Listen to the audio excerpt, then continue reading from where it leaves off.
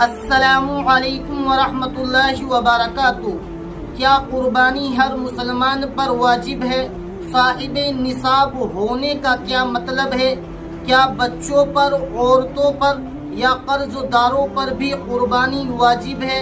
آج ہم آپ کو معتبر اصولوں کی روشنی میں ان تمام سوالات کے جوابات دیں گے، اس لیے ویڈیو کو آخر تک ضرور دیکھیے تاکہ آپ بھی قربانی کی اہمیت کو سمجھ سکیں اور اپنی ذمہ داری کو پورا کر سکیں۔ تو قربانی کیا چیز ہے؟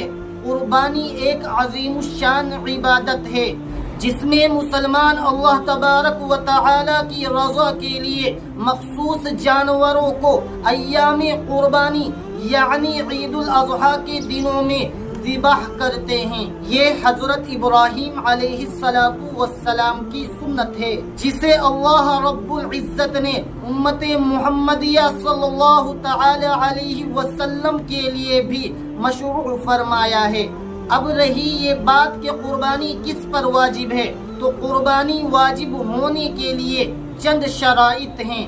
نمبر 1، مسلمان ہونا۔ قربانی کا حکم صرف مسلمانوں پر ہے، کافروں پر قربانی کا حکم نہیں ہے۔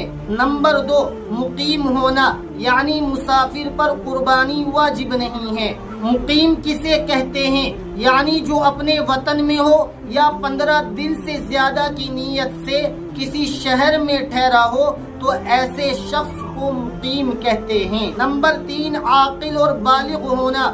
قربانی بالغ مسلمان پر ہے، نابالغ بچوں پر قربانی کرنا واجب نہیں ہے۔ نمبر 4، صاحب نصاب ہونا، یعنی ایسا شخص جس کے پاس قربانی کے دنوں میں نصاب کے برابر مال یا سامان موجود ہو۔ اب صاحب نصاب کسے کہتے ہیں؟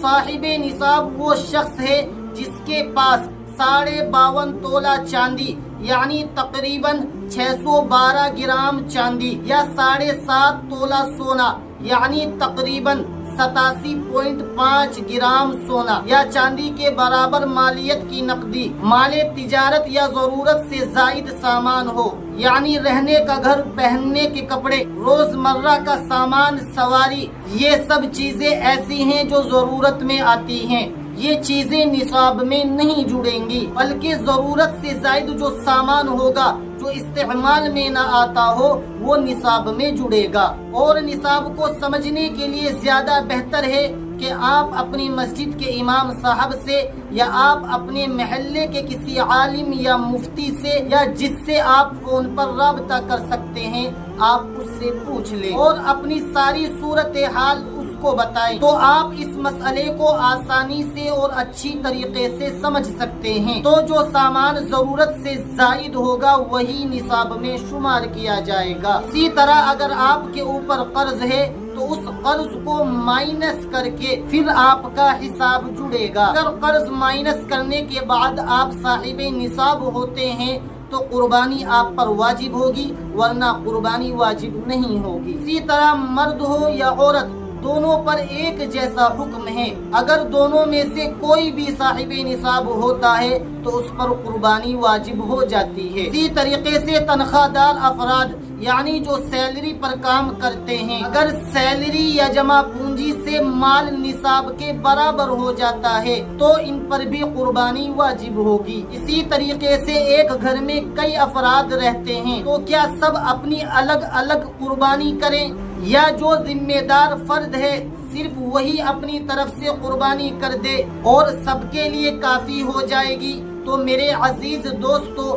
گھر کے اندر جو بھی بالغ ہے، مقیم ہے اور صاحب نصاب ہے، یعنی اس کے پاس اتنی مالیت ہے کہ وہ نصاب کو پہنچ جاتی ہے، تو ہر فرد کو جو بھی صاحب نصاب ہوگا، بالغ ہوگا، الگ الگ قربانی کرنی پڑے گی۔ صرف گھر کے سربراہ کی طرف سے، ذمہ دار کی طرف سے قربانی کرنا یہ سب کے لیے کافی نہیں ہوگا۔ جس پر قربانی واجب ہوگی اسی کو قربانی کرنی ہوگی۔ امید کرتا ہوں یہ ساری باتیں آپ اچھی طریقے سے سمجھ گئے ہوں گے۔ اس ویڈیو کو زیادہ سے زیادہ شیئر کیجیے اور ہمارے چینل کو بھی سبسکرائب کر لیجیے۔